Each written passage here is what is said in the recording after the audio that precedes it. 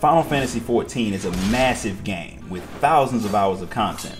What I'm going to do here is break down some of the major plot points for those of you who want to know more about Eorzea, but may not have time to experience it all firsthand. This time, we're picking up with part 3 of the Shadows of Mhach storyline from Heavensward. When we last left off, Diabolos had stolen the Nullstone and injured Leofard, so you, Kite Sith, and the Sky Pirates united under Eorzea were heading out to Scaith to bring the fight to Diabolos. The moment you get close to the island, a flying Voidsent attacks you, doing everything in its power to knock you out of the sky. You manage to stave off the attack and dock on the floating island, but things only get more difficult from there. The Voidsent sent everything at you to stop you from reaching the Shadow Queen, one of them being your old friend Ferdiad. You take him down, for good this time, at least we all can hope. Voidsent seemed really hard to kill. After dealing with even greater threats, you finally come face to face with the Shadow Queen herself. Powerful though she may be, you and your group managed to bring her down a bit easier than expected for something that was deemed so dangerous. With the fall of the Queen, Diabolos swoops in and attacks. Now that he's at full power, he is a force to be reckoned with, but his powers aren't nearly enough to beat you. Not until he reveals the real reason he sought to resurrect the Shadow Queen. He wasn't bringing her back because he served her.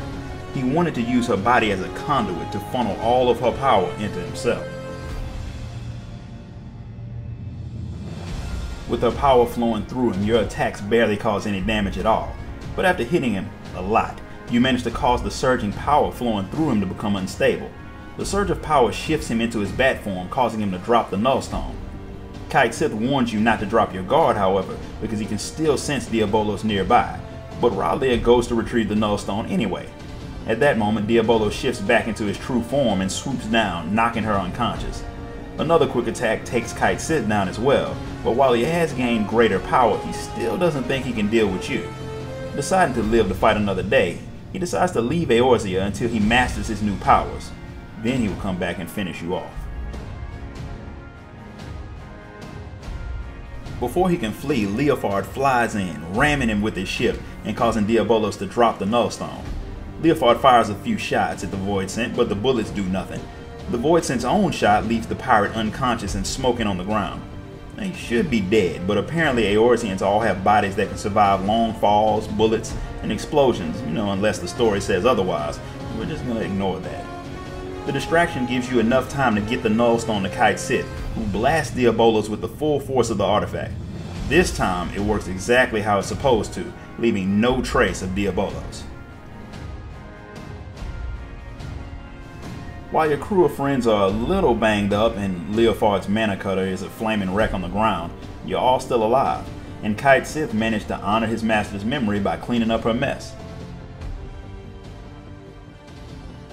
With the mission completed, you all head back to the Red Bill's base, where Stacia fusses at Leofard for flying after you all. Being a sky pirate is all about freedom, and he'd rather die than be told that he can't fly. His only regret is that he lost his ship and his goggles. Now that the Voidsent threat is over and done with, Eorzea deems your alliance over, unless Leofard wants to finally join her crew, an offer that he of course declines before Eorzea leaves. Despite winning, Kite Sith feels like a failure. The only reason he managed to stop Diabolos was because of you and Leofard, and had Leofard followed Kite's plan and stayed behind, then Diabolos would still be free, and even more of a threat than before. He wants to apologize to the captain, but the man doesn't seem to be in the mood for talking. Stacia decides to tell you about why Leofard seems a bit sad.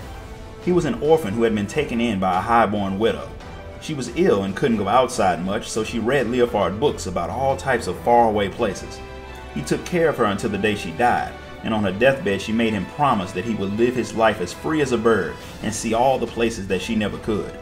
So he named his ship Ramil after her as a way of taking her with him so she could see all of the places he went to as he fulfilled his promise to her. Leofard is none too pleased when he hears her telling his life story, and he doesn't want any of your sympathy.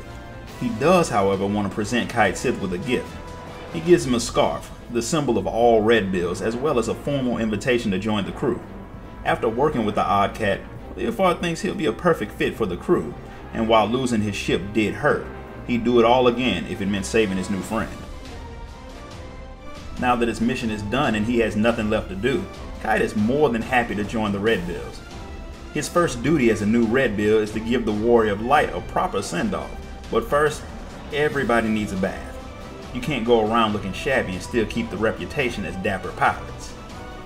With everything done, Leofard and the Red Bills bid you farewell, but not before letting you know that if anything else exciting happens, they'll make sure to give you a call. This concludes the story of the Shadows of Mhach raid. If you enjoyed this video, hit the like button and make sure you subscribe so you don't miss out on the next video.